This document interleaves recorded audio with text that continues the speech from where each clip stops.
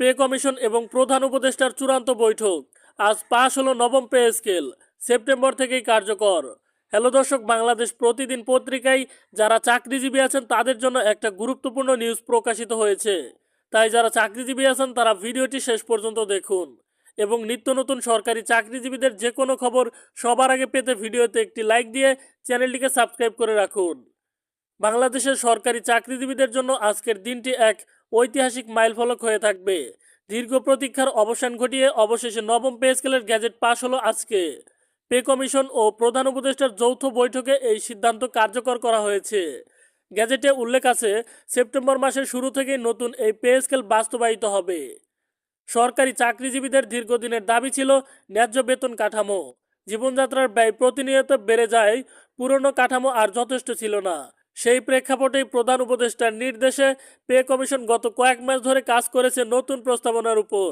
অবশেষে সেই খসড়া আজ অনুমোদন পেল এবং আনুষ্ঠানিকভাবে গ্যাজেট আকারে প্রকাশ হলো।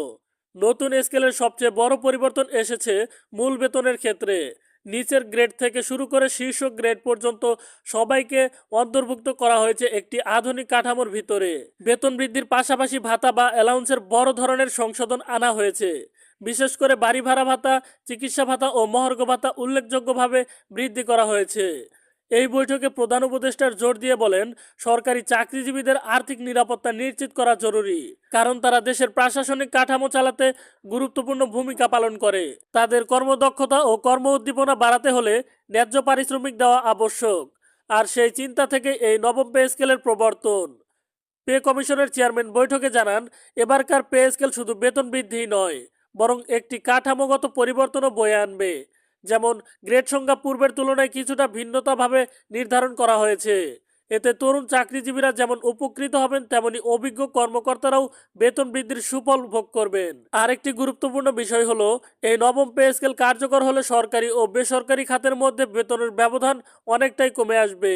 এ কারণে যোগ্য ও মেধাবী তরুণরা সরকারি চাকরির প্রতি আরও বেশি আকৃষ্ট হবেন। তবে শুধু চাকরিজীবীরাই নন, অর্থনীতিবিদরা বলেছেন এই সিদ্ধান্ত দেশের সামগ্রিক অর্থনীতিতে ইতিবাচক প্রভাব ফেলবে। মানুষের ক্রয় ক্ষমতা বাড়লে বাজারে গতি আসবে, ভোগ বাড়বে এবং উৎপাদনশীলতা আরও বৃদ্ধি পাবে। ফলে সরকারের রাজস্ব আয় আরও বাড়বে। অন্যদিকে অর্থ মন্ত্রণালয়ের পক্ষ থেকে জানানো হয়েছে, যথেষ্ট বাজেট সংরক্ষণ করা হয়েছে এই বেতন কাঠামো বাস্তবায়নের জন্য। অর্থাৎ নতুন পে স্কেলের কারণে অর্থনীতিতে চাপ সৃষ্টি হবে না এবং দীর্ঘমেয়াদে এটি একটি বিনিয়োগ হবে। সবচেয়ে বড় খবর হলো, এই গ্যাজেট কার্যকর হবে সেপ্টেম্বর মাসের শুরু থেকেই। অর্থাৎ সেপ্টেম্বর থেকে চাকরিজীবীরা নতুন বেতন সুবিধা পাবেন। এ কারণে সাধারণ কর্মচারীদের মধ্যে এখন আনন্দের জোয়ার। এটি একটি বেতন কাঠামোর পরিবর্তন নয়, বরং সরকারি চাকরিজীবীদের জীবনে একটি নতুন অধ্যায়। অনেকেই মনে করছেন এই পরিবর্তনের ফলে কর্মপরিবেশ আরও উন্নত হবে এবং মানুষ আরও উদ্যম নিয়ে দেশ গঠনে ভূমিকা রাখবেন। তো দর্শক বন্ধুরা, আজকের ভিডিওটি এ পর্যন্তই ছিল। ভিডিওটি ভালো লাগলে অবশ্যই চ্যানেলটিকে সাবস্ক্রাইব করে পাশে থাকা বেল বাটনটি বাজিয়ে রাখবেন। সবাই ভালো থাকবেন, সুস্থ থাকবেন।